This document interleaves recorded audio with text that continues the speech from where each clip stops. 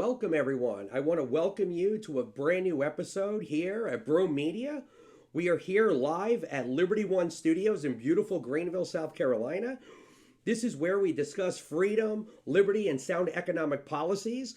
Just so my new subscribers know, I am not a part of the duopoly, right? Or the corporate media. I'm just a fellow patriot that is self-funded, trying to spread the word of liberty, prosperity, and individual liberty, right? So there's a new report that came out that shows that renters are defaulting at record levels, and that's what I want to discuss in this episode. So let's get into it. So millions of renters are falling behind on their rents. This trend has been growing since 2023. The latest report for late payments of independent rental properties hit 11.4% so far this month. Now, just 1 year ago, rents were defaulting at 9.3%. This is a 2% increase in the amount of people not able to pay their rent for whatever reason. And just to put this into perspective, things are getting so bad, that legislators around the country, and this is not just in blue states, this is red states as well. Even my state of South Carolina, they're talking about removing evictions from credit reports for people who have defaulted on paying rent. So back when I first started renting apartments, fixing up houses, renting them out, selling them, a lot of deals were done with just a handshake, right? And back then, you could really read people as far as, whether or not they were telling the truth or not. Like, people, in my opinion, were way more honest 25, 35, 40 years ago versus now. Now people, they look at you, they shake your hand, and literally as they're shaking your hand, they got their other hand in your other pocket trying to rob you. I can't imagine today renting out apartments or houses without a credit check. See, this is rewarding the bad behavior. And the reason why credit reports are so important, especially for people who, are making investments to buy a home and rent it out, is because you want to know who you're putting in there, right? You don't want to rent blind, right? And look, I've been burned before, right? I've been burned by people where I have taken handshakes from people, or I did credit reports. They gave me false information, right? Next thing you know, there's pit bulls living in there. The boyfriends are living in there. Other people are living in there. They destroyed a house, right? Caused tens of thousands of dollars worth of damage, right? And, and again, that was my fault. That was a learning experience, right? So then I started doing credit reports, and yeah, I started being way more thorough in who I would rent out to. And, now because things are getting so bad, the government wants to hide people defaulted. Now, again, it's different. If I look at a credit report and I see that people defaulted 08, 09, 010, right? And clearly it's because they lost their job or something happened. Yes, those people who fell through the cracks, I would not be as severe on. I'm talking about habitual people who, they not only default on paying the rent, right? They also have bad job histories, right? Bad paying their credit cards. They have bad, paying their auto loans, right? Student loans, right? I'm talking about habitual delinquent people, and they're out there. And, a home is one of the most biggest assets that most Americans own, right? And so, yeah, you don't want to put any schlup in there, right? You want people who are going to take care of the property, right? And pay the rent. So I think that this is bad. This rewards bad behavior, right? And, and so let me put it like this. I went from renting houses to then turning renters into homeowners, where I created the mortgages and turned renters into homeowners. And that to me was way more fulfilling because, this gave people, a foundation for their own lives to start their own families. And so I'm no longer in that type of business. And I would not want to be in it today with all the laws that go directly against homeowners, right? And we look at COVID. COVID, we had governor after governor after governor, especially in blue states, that were saying that, hey, because of COVID, you don't have to pay the rent. And this, again, now, mind you, if you had a mortgage back then, you were getting nailed, you were losing money. And a lot of homeowners ended up losing their homes, or the homes got completely destroyed, a whole bunch of stuff. You couldn't evict these people, right? And again, this is where government comes in trying to micromanage the economy, right? And they cause more damage than anything else. And so, yeah, I believe credit reports are very important.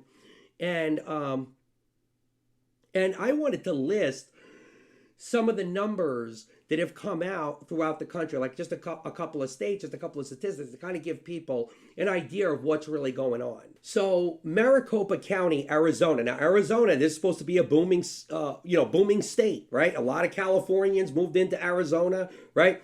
Arizona, apparently we were told this is the greatest economy, right? One of the greatest economies. Well, reports from late September 2025 indicate that eviction filings were on pace to be the second highest total in nearly 20 years. So you have to go all the way back to the '08 financial crisis to find this many renters that are defaulting on their rent. Let's look at Greenville, North Carolina. So in June 2025, Greenville had the second highest eviction rate amongst 45 cities monitored by the Eviction Lab. Now check out this number, this is staggering. With 14,751 renters served eviction papers from June of 2024 to June of 2025, right? Now, mind you, North Carolina, this was a booming state, right? This is a lot of people from the Northeast, they moved to North Carolina. Greenville, I know Greenville. I have friends that live in Greenville, North Carolina. They have a great college there, right? But again, prices have gotten so out of control that even places like Greenville have become unaffordable for the working class. Let's look at Alexandria, Virginia. In October 2025, the city reported a 21% jump for eviction filings for the year. Okay?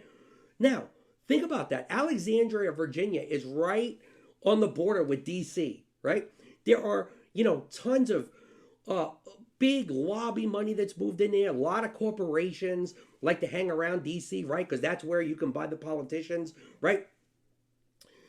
So what happened was there was a big boom in Alexandria, Virginia. And anybody who's driven up and down the East Coast knows Alexandria, Virginia had one of the biggest economic booms from the early 90s all the way straight up to the pandemic. But now that inflation has really kicked in, the working class, right? The people who, sit there, work, fast food or work some other remedial job. These people cannot afford to live there anymore, right? Let's look at another city. This was supposed to be the shining light of the country. Miami, Fort Lauderdale, West Palm Beach, right? West Palm, not West Palm Beach, West Palm. There were, now check this out, 140,598 eviction filings, okay, so far this year. However, just to put this into perspective, not all resulted in an eviction. Many are dismissed as settled between the tenant and landlord. Now, I've done this before.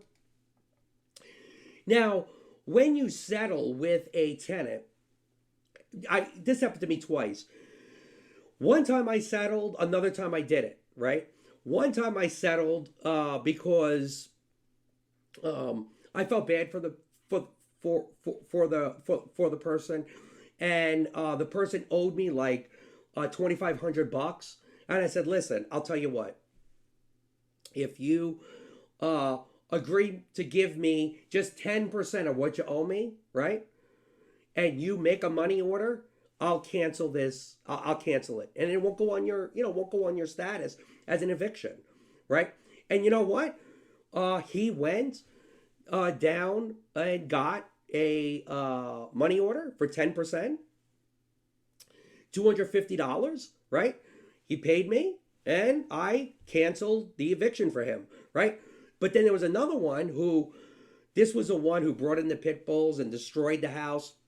She tried, oh, come on, can't we settle? I says, absolutely not, right? Now, the person who I settled with didn't destroy the home, actually took good care of it. I actually reduced the rent several times to try and keep this person. It just didn't work out. And sometimes that happens, right? You could try and help people, but sometimes it's just not right. It wasn't right for me. I was losing money, and I could not keep the person. It made no financial sense anymore, right?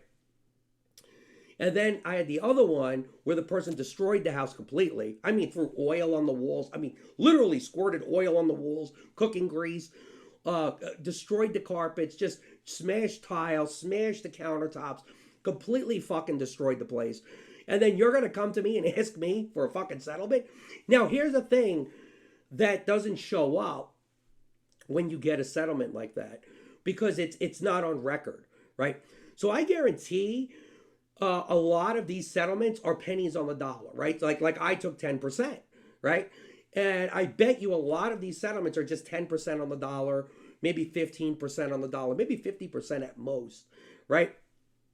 And so that's bad. If you're the homeowner, like, you know what the taxes are in Miami, Fort Lauderdale, and West Palm, right? These are some of the highest property taxes. A lot of these people pay not just property taxes, but they have a lot of association fees, right?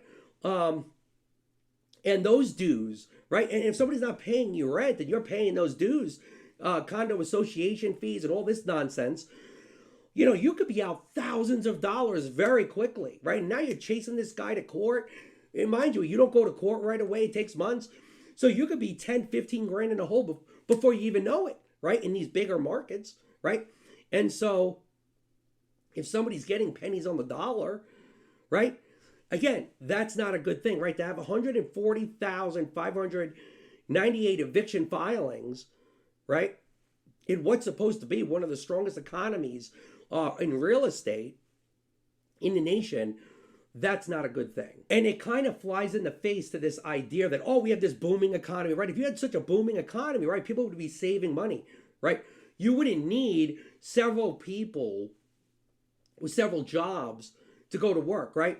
Like I was saying in previous episodes, I mean, one person used to be able to pay the rent, right? Now you need, we've already taken one person off the bench, right? The person who was at home, the wife, or maybe it was a stay-at-home dad, right? Now that guy's off the couch also. Everybody's at work, having multiple jobs, and they still can't afford the rent. And so what I try to teach people who don't understand economics or what a strong economy is, strong economies build savings, right? And produce, right? This economy, we're a consumption economy that builds debt, right?